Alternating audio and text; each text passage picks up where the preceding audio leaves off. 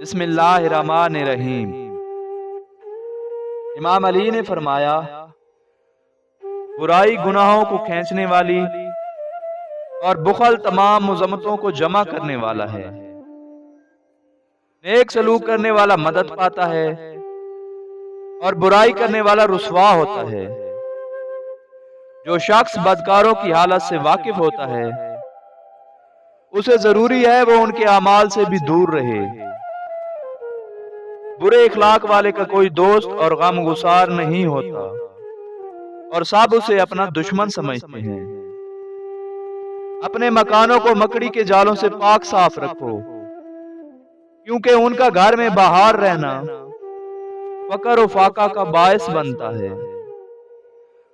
برے اخلاق والے کی زندگی بے لطف اور بدمزہ رہتی ہے اور ایسا آدمی ہر وقت غصے میں رہتا ہے۔ مومن ہمیشہ نرم دل ہوتا ہے اور کافر ہمیشہ شریر اور بد خلق ہوتا ہے۔ طویل کلام سے بچو، اس سے تمہارا قلب تنگ ہوگا۔ دنیا بدبختوں کا گھر اور جنت پرہیزگاروں کا مقام ہے۔